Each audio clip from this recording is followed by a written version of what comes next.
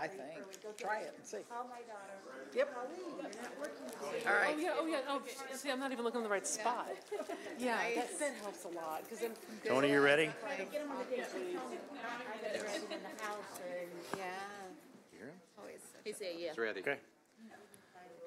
Okay, ladies and gentlemen, we're going to proceed on to the Office of Planning and Economic Development. With us this evening, we have Director Val Yazel and her staff. Director, the floor is yours. Okay, thank you, sir. Appreciate it. Good evening. Good evening. Trying to say morning. Good grief. Good evening, Mayor and council members. I appreciate the time that you'll take this evening to review the Office of Planning and Economic Development budget. I'm Val Yazel. I'm the director for that department. You may notice that I'm here alone without a fiscal officer.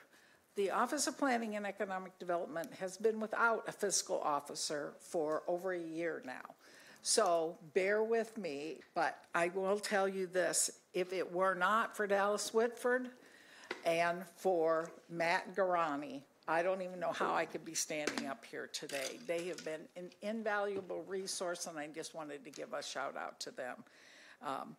I'd like to begin by introducing you to the thought leaders in OPED, and if you'll start from left to right, we have Sai Joshi, who manages several very specific projects for us, but she oversees innovation. Julia Cave oversees community development. Kayla Graven oversees economic development, and Amy Raising is our grants manager. I am confident that with this leadership team that we're going to elevate the service to our community. Go ahead, Amy. Thank you. Our department manages, as we mentioned, community development, economic development, and grant administration. The staffing levels for this year have increased by half, and I was teasing Dallas when I saw this half. What do we got, half a person? Then I remembered. We are going to share services with OBM. We're bringing someone else into into the grants department so that we're ensuring compliance. So that will be a half a person in my department. This number indicates the positions authorized, but not necessarily filled. At this time, I have 3 open positions plus the fiscal officer. This slide will show you the budget by funds for 23, 24, and a request for 25. I'll take a few minutes to explain some of the largest changes within the budget. If you have any questions about any of them, I just thought because there's so many changes, I would touch on the largest variances. For the commodities line, it shows a reduction of about 86%. Expenses were incorrectly charged with the R3 grant. However, if you recall, we corrected this with an ordinance, and these expenses will shift to the awards line. The equipment increase is almost 178%. We added funds to our lead program for equipment needed, and that equipment is covered by the lead grant. Electronic data processing has increased 96% for project software management and Axim Geo Consulting. Telecommunications shows an increase because our billing from last year indicated we needed a lot more funding here. The interfund transfers were decreased by 100% and should not be needed because we moved all of CDBG funds to corporate. So there will be no need for interfund transfers anymore. Permanent improvements has increased by 144% because work is scheduled this year through the Dirksen Parkway TIF for a bike trail and establishing a gateway into the city. Refunds were decreased by 81% because we are no longer requiring escrow funds for some of our programs. And travel shows a reduction of 75%. This line is really deceiving, but the bulk of the funding allocated last year was for relocation expenses, meaning hotel stays, for homeowners as lead and asbestos abatement was performed on their homes. We did not need the amount of funds allocated last year, and we submitted a more realistic number for this year. Before we go on, is there any questions on this particular slide? Any questions of the council on this slide in particular? I mean, because this is a lot in here, so I just thought before we moved on. If I may, can you touch on the permanent? Alderman Gregory. I'm sorry, sir. The permanent improvements line, it went from 328 and. Okay, so the permanent improvements, this particular TIF, and this is something I hate to admit, just learned this year. All right. That the Dirksen Parkway TIF is allocated for all public works. Okay. So this is under public works. So public works is scheduled this year a bike trail along there and a gateway into the city. So that's how those funds will be expended. I've been educated today. Thank you. Okay. Me too. Anything else, Alderman? No, sir. Anyone else? Please, sir. Alderman Williams. Can you say that one more time?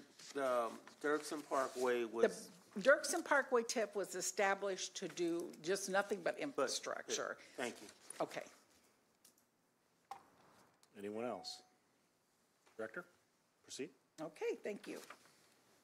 Amy, thank you. This pie chart shows the budget by funding sources. As we review the chart, most things I think are self-explanatory, like TIF funds and federal and state grants. But I'll draw your attention to the corporate awards, and some of those include funding such as the citywide exterior rehab, Pillsbury, funding for Pillsbury, Heartland Housed, and our home match funds that are required through HUD. The corporate operations include payroll and operating expenses, and finally, as we all know, our cannabis taxes program. On the following page is the narrative explaining that 94% of our budget will go directly to the needs of our community. That number of 94%, I feel, sums up the focus of our OPED department. So you got 6 here? Yes. The instruments used to distribute funding are federally funded programs such as HUD, CDBG, and home funds. No, you're at the other one, thank you. And home funds. A few examples include the Nehemiah Homes Project, Park Street Apartments for the Homeless, and Growth International. Grants from the federal, state, and local. We currently have 12 grants that flow directly through OPED at this time. Now, as Amy has come on as grant manager, she will be taking more and more responsibility, but currently, at this time, we just have 12 grants that are flowing through our particular office. As you all know, you have grants in the police department, we have them in various other departments. TIF redevelopment projects, we currently have 9 TIF redevelopment agreements across the city, and there are 7 exterior rehab projects on the books. And finally, the corporate awards that I mentioned just a few minutes ago. The requirements, planning, reporting, and standards for these funds are onerous. It's critical that we're vigilant and informed, being proactive rather than reactive. All of these programs have unique reporting formats that require focused attention. And I know my friend Dallas is watching from home, but I'm going to quote him and say, this is the most complex budget that he's ever seen across, and we all know Dallas has worked on quite a few of them. So gave me a little relief when I heard him say that. All right, slide 7, please. We can see a better breakdown of the grants managed by the department. The top 12, as you see there, they're a lighter color, are federal and state grants, the ones I mentioned that we currently flow through my office. The next 7 are the TIFs, then corporate, and finally the local cannabis grant.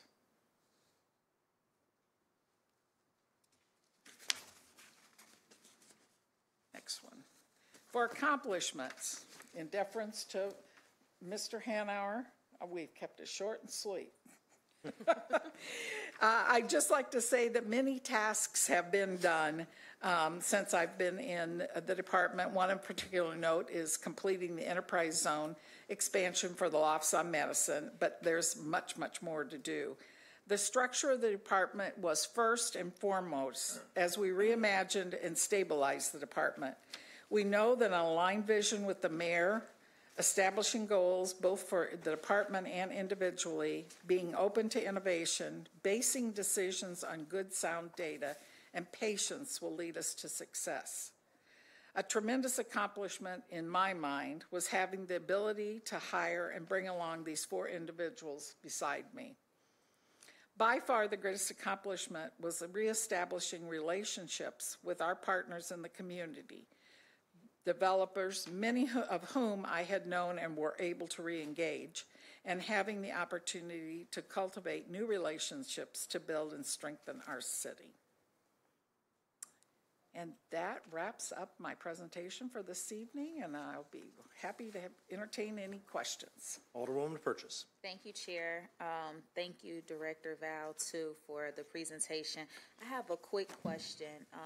I don't see the African American History Museum. Is that a grant coming through your office or someone else? It is reported through which one is it reported through? Is that one through the?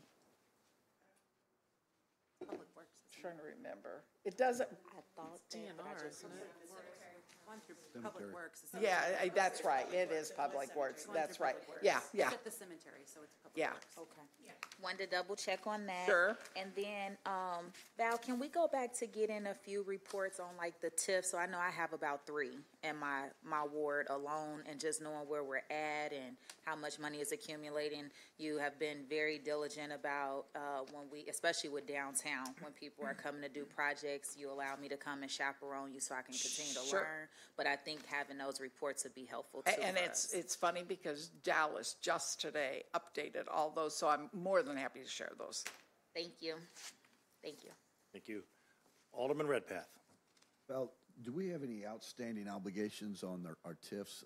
Like, we've had some projects that were supposed to get started, didn't get finished.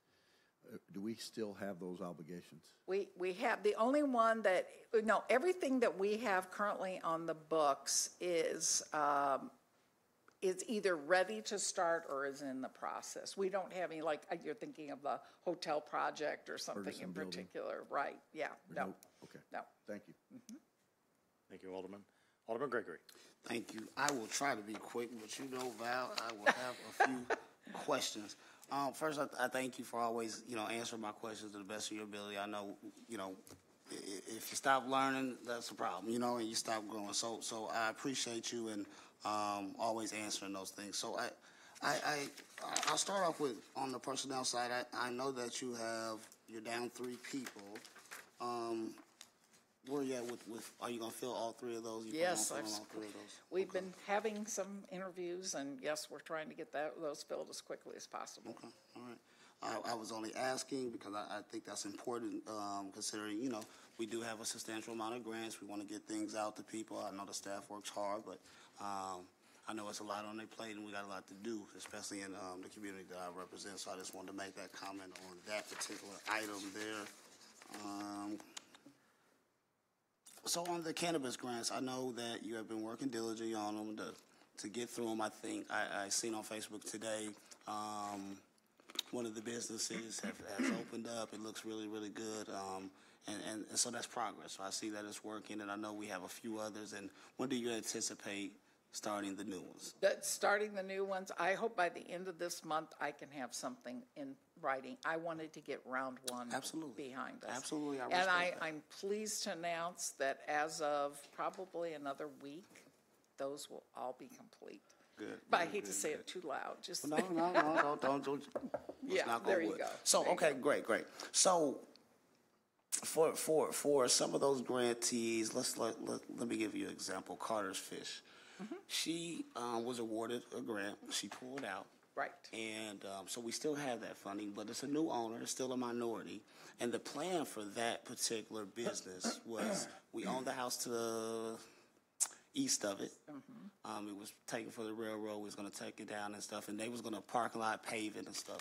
Is there a way that we can proceed with that with the new owners, or encourage them to apply again? That would be Because- to apply again, because Okay. we have to, we set a time frame for when they could apply. Okay. And that really, Okay. you know, we just ask that people follow those guidelines, and we want to follow those Well, guidelines. you know, and those are the type of things, because there was about 16 or so in the first round. There were still good applications that just Yes. couldn't stretch that far. So we want to, you know, encourage those, and if we can, contact them, and, you know, just encourage them to reapply so we can try to get some of those good ones. There's still some good ones in there. Carter's Fish, particularly. Right, for sure. Just like what we did with G&M, you know, we want to get that traffic off out of the neighborhood for one, and we want to get it off of South Grand and help that business grow at, you know, the point of the grant. So that was one of the examples of the type of growth that some of these grants can do. You know, I know there's a lot in between clays and things that we own, and you know, I would like to see that, you know, grow along with whatever business can. Into a seating area, so business. Clays and Boyd's, and we have so many I know. that are doing, know. and Cap 1908, just that whole area is Absolutely. just, So as I developing, yeah. as I go through it real quick, because I'm trying to be quick, Ms. Val. You know, when I look through our grant details, it's about $12.5 million. That particularly, you know, our TIFs take up $5 million of it. So, you know, there's some grants in here that particularly really pertain to the lower poverty of people and you know, the community that I represent. So I'm really focused on trying to get some of that to some of these businesses and different things, so we can really truly grow. For instance, you know, some of the projects and the people we have worked with, Growth International, right. Nehemiah Homes, Springfield Project, we're currently in a grant with them, you know, the federal grant. While I'm not happy it's a planning grant, you know, I'm looking for more execution. You know, as I said before, I feel like sometimes we, you know, get on this circle and stuff. And so I think it's really important. I know all three of them are really working together, and they really look to split Southtown up with you know, the land bank and homes that we own and homes that we could acquire.